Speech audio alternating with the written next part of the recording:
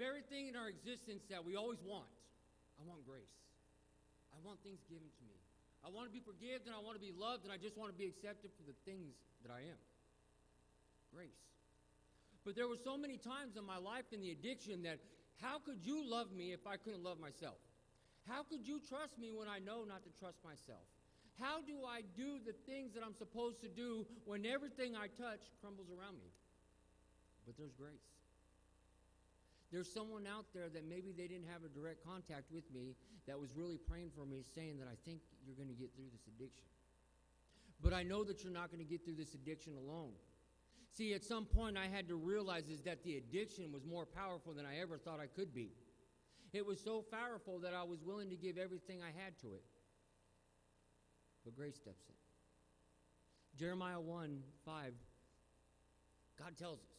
He's speaking to Jeremiah, and he tells Jeremiah, he's like, I know you. I know you before you knew me. I know you before you knew you. He loved me before I picked up my first sin and started running with it for the rest of my life. Grace. Because of what I did? No.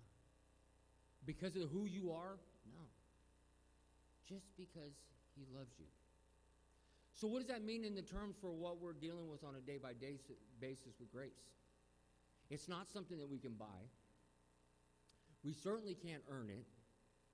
It's not something that we're ever going to earn or be able to give away. But what about the grace that we show to each other? If my Savior was talking to me face to face, I could sit there, I could really imagine him going, now look, I know you can't play God, and I get that, Jason. He says, but you can show the love of me to others. Grace. So that means that there are things that happen in our camp because we are so closely together. We rub elbows, we meet, we see each other. We see each other sometimes daily. And because of that, there's a lot of beliefs, attitudes, there's a lot of personalities that get thrown into the mix, and sometimes grace is the exact thing that's needed in a group. We want it, but do we want to give it out? See, I don't know about you guys, but I am really good at holding my anger. I as much dislike it, I want to hold on to it. I want to hold it as some type of power source. I can sit there and be mad over the silliest things. Me and Jan, you guys all think we get along so wonderfully, and she does when she listens to me, but that's not a lot. Okay? She does her own thing. But when we have a disagreement, we started this little thing about, 3 years ago, where we decided that, and I would ask her these blatant questions, and it came on an accident, but this is how it worked out. I said, are you mad at me? She's like, yeah. I said, are you going to leave me? And she said, no. And I said, are you going to divorce me? She said, no. And I said, well, then get over it. Now, I understand as a male that's pretty insensitive, but when you get down to the raw facts of what grace is, that's really what it's about. Is God going to divorce me or get rid of me? No. Is God going to leave my side or not love me? No. Then there's something that I better do to figure out what to do to get back into my grace with myself that he freely gives me. See, it's not God that needs to forgive me. It's not Jan that needs to forgive me. It's not you guys and your families that need to forgive you. It is absolutely you that needs to forgive yourself. It is absolutely you that is carrying your addiction now into your recovery. So now what happens is that when we're dealing with each other, instead of being the godly creatures that God is calling us to be, we're acting like a bunch of dope addicts, mad. For just doing what we wanted you to do the whole time, call me on my belief system. When you see me not doing something right, when you see me going in a direction that doesn't even scare me, but it may scare you, and you love me enough to tell me, then tell me. Because if you don't tell me, you might read about me or see me in the Jackson County website, and you're going to sit back with the regret of, I wish I would have told that brother that. And I don't know about you, but I no longer want to walk around wishing that I would have said something that I didn't. Because we're bearing too many. We're bearing too many, and that's what I hear at these funerals when we go to is, I wish I would have said something. Can I speak now? Absolutely. I know it's off topic. Mike, throw up the first slide there or the second slide. Because I do want to keep it into the Celebrate Recovery guidelines of the DNA structure. Because if not, I can talk a cat off a tuna boat, and I know that's not always what's needed. God's gift. Romans 3:24 says, they are justified freely by his grace through the redemption that is in Jesus Christ Jesus. The redemption that is in him. not in me. I created the mess and the chains and the locks that I have put on myself. I have created the probations. I have created the money problems. I've created the problems of trust within my families. I've created the problems of when I walk out the door and it's dark time, my kids flipping out because they're not sure if I'm going to come back home. That's me. But I can receive a redemption through Christ Jesus. I can seek him so hard with everything that I got that one day the dope fiend that some people will start seeing in me will disappear. And then I will tell someone that, hey, I'm a drug addict, and they go, no way. I can't imagine you doing that. And I'm like, for real? Because when I look in the mirror, I can't see nothing but. So why is it that my strangers that I meet can see me the way Jesus sees me, but I walk in the mirror, and I look in the mirror, and I see old me? And if I see old me, I treat old me like old me. And I don't think about good thoughts of old me. And then I don't think that I'm good enough to get anything. But I got to understand that the redemption doesn't come through me. It's who I seek gives me my redemption. It's who I seek that will give me hope. It is who I seek that will show me a love that I've never, ever, ever known. But the funny thing is, if I trace that back all the way back down to Jeremiah 1:5, that love was there before I was even born. That's crazy. Next slide. Next slide. All right, here we go. The R in grace is received by our faith. We can't do nothing for this, right? I can't work on this. I can't buy it. I can't do anything that's going to further my graceness or my graciousness or however you want to say that. But the funny thing is I can't do anything less to receive it. I received grace in a jail. I received grace in the crack house. I receive grace here in church. But what I do with it when I receive it by faith will go into my actions, and the things that I want to do are different than the things that I've done. And no longer do I want to do those things in my life to try to fill holes that don't need to really be there. The holes aren't really there until I create that hole to be there. Every hole that I've ever had and never needed has already been filled up. There was already but somebody or something or the supreme one that's already standing in the gap of where we need to be. We don't have to run to a dope man when we got Jesus. You women don't have to run to a man that's going to treat you bad when you have Jesus.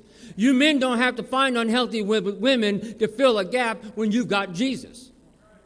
But the thing is we forget because of the grace thing in our minds, we have Jesus. I forget. I forget because sometimes what happens is I have hard days at work. The car breaks down. The kids fight. I see things and hear things that I wish I wouldn't. I get called bad names on Facebook. I say bad names on Facebook. I mean, it all goes both ways, right? I do a little bit of both. But I forget that the same outstretched hand that pulled me out of that jail cell saying, are you ready to do this? I remember sitting in that jail cell, and I told Jan, I'm not kidding, I said, Jan, leave me here. Really, this is where I need to be. And I said, but there's going to come to a point in time where I'm going to manipulate you because I'm tired of being here, and I hope that I have enough integrity to tell you that I'm about to manipulate you, but probably not. But I need to be here, Jan. I need to be here. And I was reading my word, and I was praying over fellas, and I was doing all sorts of stuff that I'd never done before. And then finally came that day. I had enough peanut butter jelly sandwiches and peas that I was done. I didn't want to watch one more music video on TV. I was done. I didn't like spades, chess, euchre, uno. I didn't like none of that. I was done. And so I got on the phone and I said, hey, baby, I want to come home.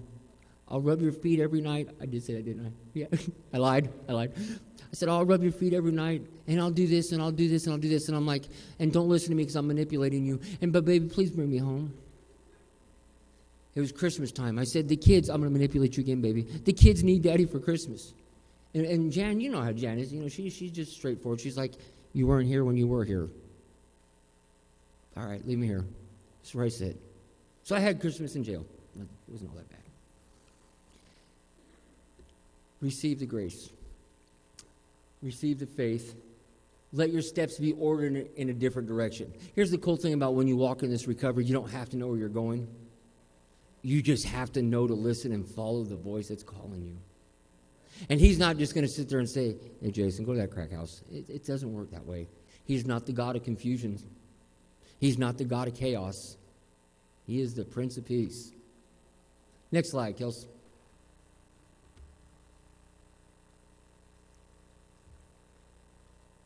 fire her. Next slide. Oh, you're unfired. Accepted by God's love. Accepted by God's love. Do you accept where you're at in your life? Do you accept the milestones? Do you accept the storms? Do you accept all the good things? Can you accept the blessing and wish you didn't have the burden? Well, most of me can. You know, I'm all about the blessing. Give me a blessing, I'll take 5, please. Ooh, there's a burden involved. Give that to Jan.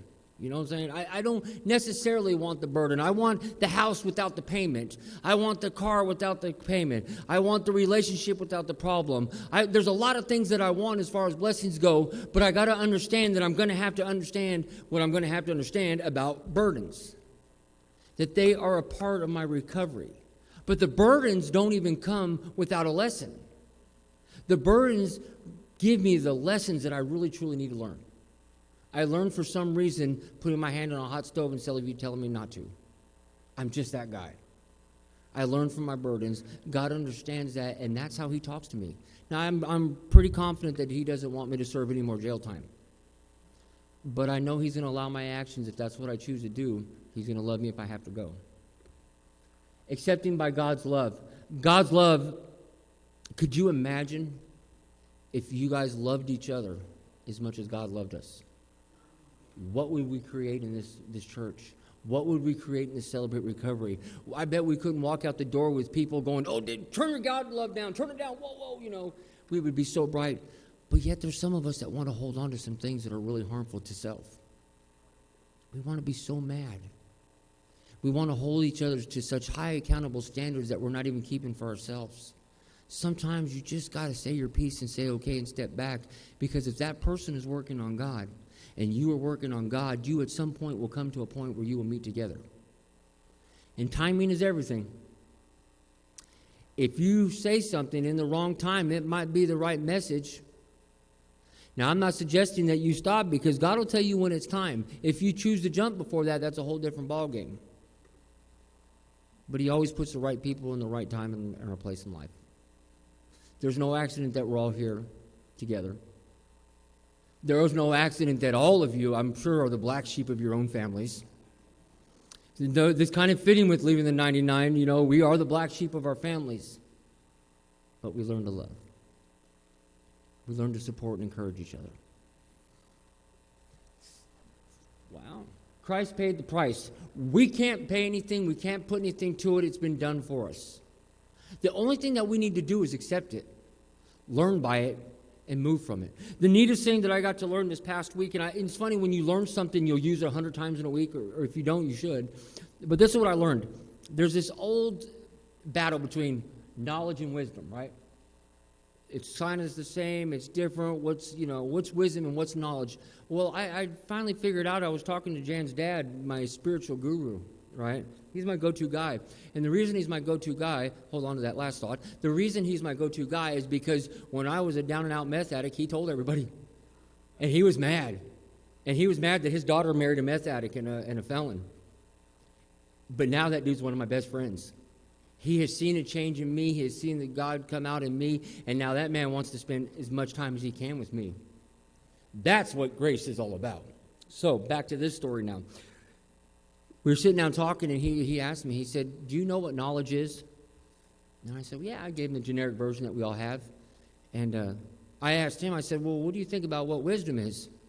And so we got both of our little definitions, and we combined them to understand this. Knowledge is what you've already possessed in you. You have knowledge. Wisdom is how you apply the knowledge that you have to improve your life and further the kingdom.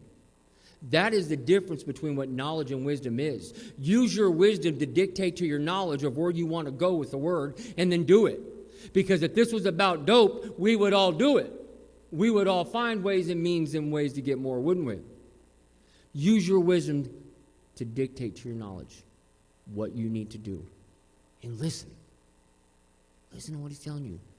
Because I know if he's talking to me when I'm in my car and he's saying, should you have said that? Should you have acted like that? Are you still holding on to that? Why? Then I know he's talking to you. Listen. The everlasting gift is loving each other like God loves us. The everlasting gift is a life with Jesus. The everlasting gift is what you're going to give to someone when they walk in here with their head down and they walk out with their head up. The everlasting gift is hope that we never possess, but we can get it, and then we can give it, and then it can multiply. But we can never have hope until we start giving it away. There's a fellowship that many of us have been to that says you can't keep what you have until you give it away. And the reason you need to give it away is so that God can fill it up, because you don't want the stale old coffee to be in the same part. You want to pour it out so it can fill it up. You can pour it out. There's going to be so much joy in giving, because there's so much joy in getting, you can't help but to give it away. And then hope doesn't become a question of who you are. Hope becomes a promise of it's going to get better tomorrow. And if it don't get better tomorrow, it's going to get better tomorrow. Hope is your promise. It is not your question. I don't want any of us to ever sit around and go, I hope my life gets better. I hope I don't do that again. Man, I want people walking around going, oh, I hope you see what I see. I hope you like this. You know how we get all excited and animated? I know what you're going to like when you come in and see who we got. Remember talking to them? And you get all excited. That's what hope and joy is all about, where you have more thoughts and feelings and you understand what the words are. I will no longer look for love and happiness in a glass pipe. I will no longer look for happiness on that telephone. I will no longer lay on a couch waiting for someone to call me before I get up and do something about it. I will no longer wait for people around me to get destroyed because I'm selfish. I will no longer sit here and let people just do what they think they're going to do in front of me and be comfortable with it, because I understand one thing about me. If one no becomes a yes, they all become yeses. And then before you know it, we're all back in Scott County, Jackson County. We don't want to live like that anymore. It is time that we live. It is time that we understand that grace was meant just for me and for you and for you and for our grace and for grace. I just had to do that. That was perfect. That's perfect. All right. So as you guys are going through this week, think about what you're missing in your life. And if you, and I know everyone's not going to do this, but I want you all to do this, as a spoken leader says. I want you to get a piece of paper, and I want you to fold it in half. And then I want you to open it up, and I want you to write down on the right side of the paper all the things you're praying about and want. Okay? And then on the left side of the paper, I want you to put all the things that's happened to you in your life and all the skills that came out of it and all the things that you know about life and all the things that you can do really well and all the things you can't do so well. And then what I want you to do is pray on that list and then start matching the things up, and you're going to find that everything you pray for, God has already given you the skill, the resource to get. You just got to put it together, and it's going to start with grace. We have to understand our relationship with Christ is grace, and then we'll understand it with ourselves. I love you guys. Go take a break. Oh, no, don't take a break. Oh, yeah. Okay, so, thank you, Melody. Hey, thanks, Melody. So, check it out. Once again, work loves me enough to change my schedule in the middle of a week, and they said I have to work Friday. But you guys are going to Greensburg.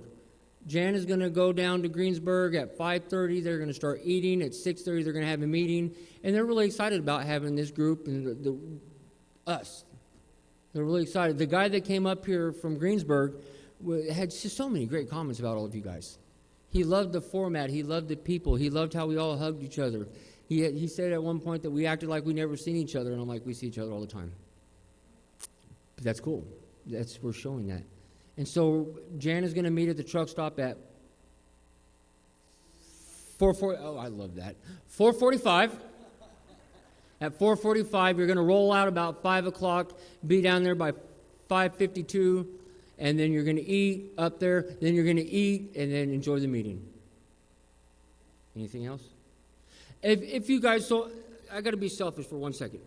Oh, 1 second. There's a difference between pride and proud. Thank you, Albert.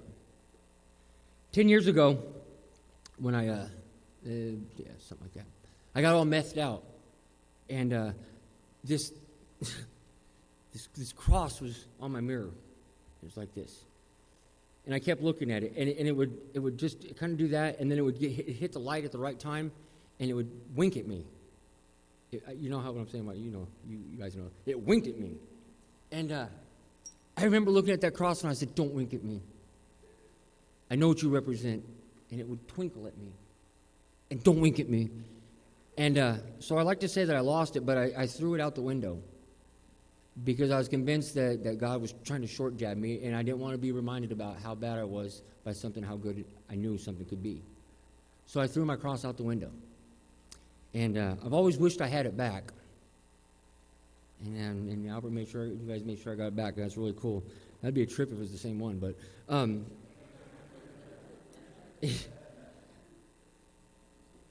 we, as a group, I'm not going to say arrived because that gets edgy with people and words. We're doing it. This Sunday, the Baptist church is allowing me to preach on a Sunday morning with real people, you know, and they didn't even close the church. We got to understand that God has some place for us to go. God has a mission for you to go. God wants your no's to be no's so that you can go and do the things he wants you to do. And not look back and not worry about the choices that you made or the decisions you think you're going to make later. He wants you to go. And when we do those things, we could be rewarded with things that we never thought was going to happen. So please, if people can show up, show up. Because either you're going to see something really cool or you're going to be like, oh, wow, I better leave. I love you guys. Go to break.